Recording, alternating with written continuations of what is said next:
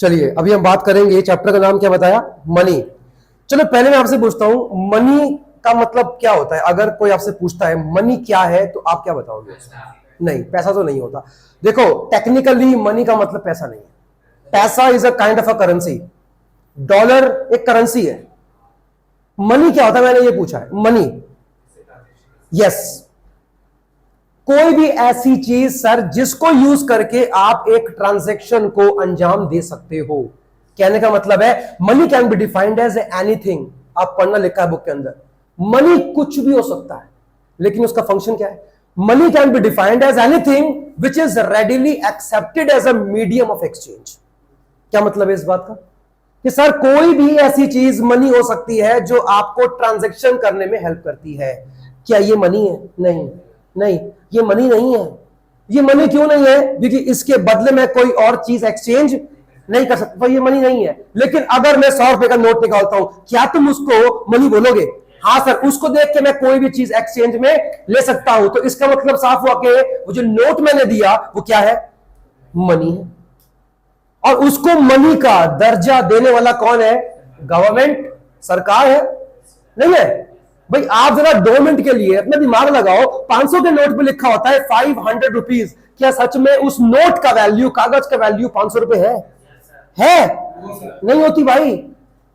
आप कभी इसके बारे में जो है रिसर्च करना, वो जो नोट आप यूज कर रहे हो 500 रुपए का, उस पर लिखा 500 रुपया है, लेकिन उसका वैल्यू, इंट्रिंसिक जो वैल्यू होगा उसका, वो कभी भी 500 नहीं होता। मतलब वो नोट, वो जो कागज का नोट है 500 रुपए का हो जाएगा वो?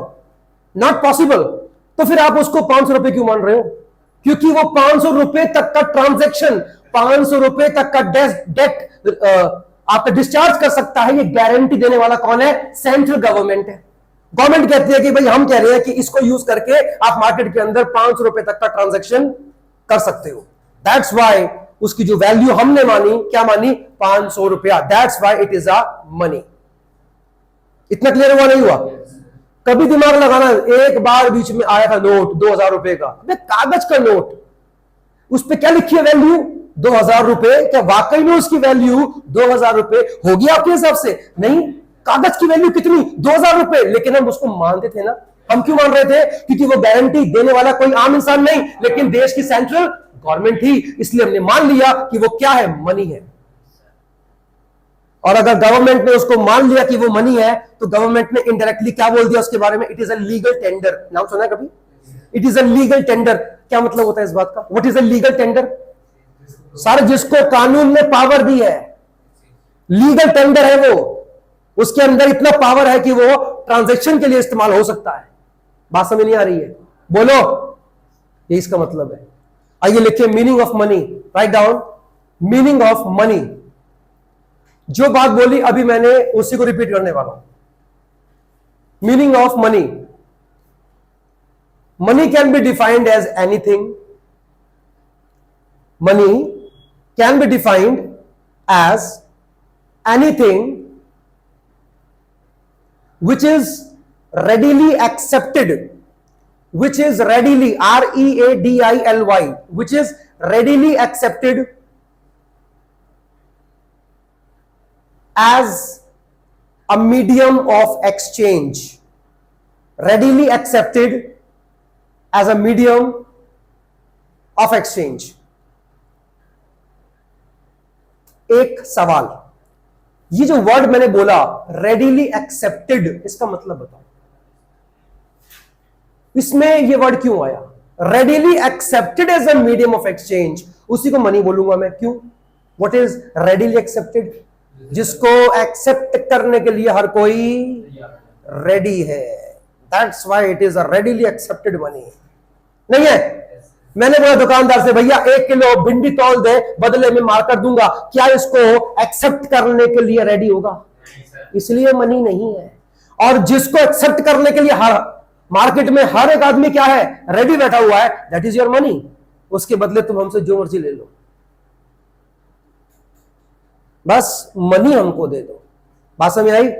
अब ध्यान देने वाली बात है, मनी जब दुनिया में नहीं था सर, तब भी तो ट्रांजैक्शंस आपके होते होंगे। उस समय वस्तु के बदले वस्तु था, goods for goods, known as barter system.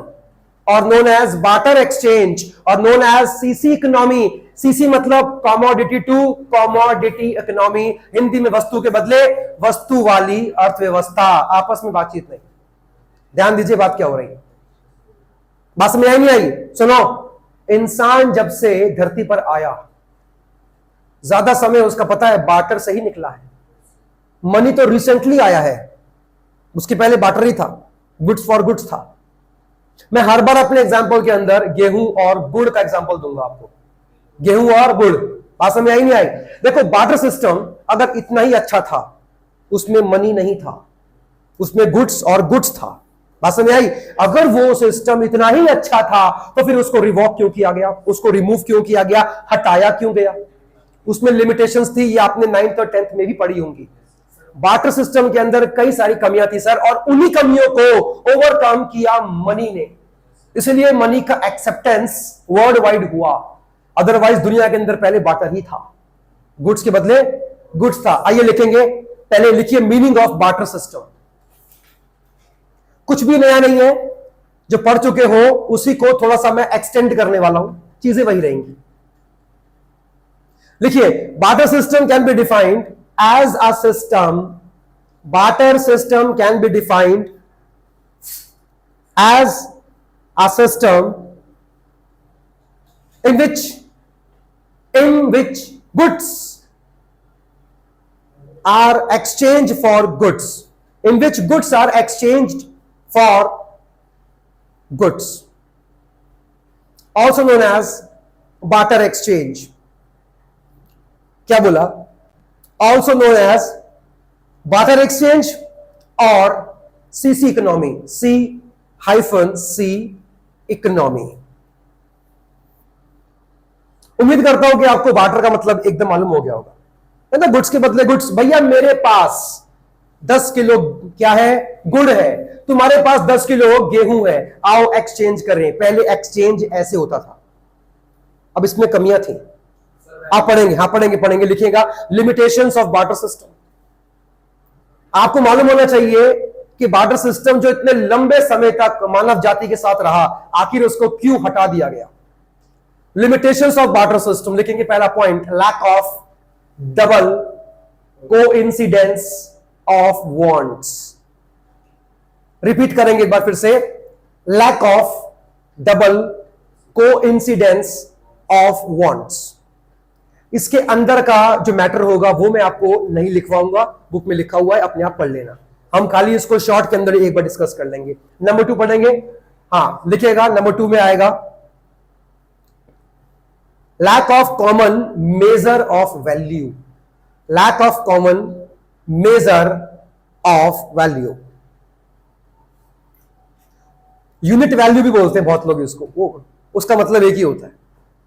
क्या बोला मैंने? Lack of common measure of value. Next लिखेंगे जल्दी से, lack of store of value, lack of store of value. Next, lack of divisibility, lack of divisibility, divisibility.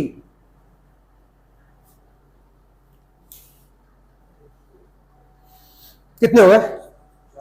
आगे लिख लो, last, lack of standard for deferred payments, lack of deferred, sorry lack of standard for, lack of standard, lack of standard for deferred का spelling देख लो, ये होती है DEFERRED, lack of standard for deferred payments, deferred payments. आइए पढ़े इसके बारे में, क्या लिखा है आप लोगों ने बार्टर सिस्टम के लिमिटेशंस के बारे में। ऐसी क्या कमियां रह गई थी इतने अच्छे सिस्टम में, जिसने पूरे इंसानों का इतना साथ दिया, इतने साल तक चलता रहा। अचानक ऐसा क्या हुआ कि लोगों ने इसका एक्सेप्टेंस या इसका इस्तेमाल करना बंद कर दिया। पढ़ना, पहला पॉइंट क्या लिखा है आपने? पहला लिमिटेशन क्या लिखा है? Lack of double coincidence of wants. अच्छा, एक वर्ड लिखा है कोइंसिडेंस। हाँ जी अहमद जी बताइए क्या मतलब है इस बात का? कोइंसिडेंस, इत्तेफाक बोलते नहीं है, अरे क्या इत्तेफाक है वो, क्या व्हाट अ कोइंसिडेंस, हम यहां मिले अचानक से, हम आपस में टकरा गए अचानक से, बोलते ना कभी कभी व्हाट अ कोइंसिडेंस। लेकिन इसमें क्या कर रहा है ये वर्ड? दोनों की आपको इत्तेफाक से ऐसा कस्टमर मिलना चाहिए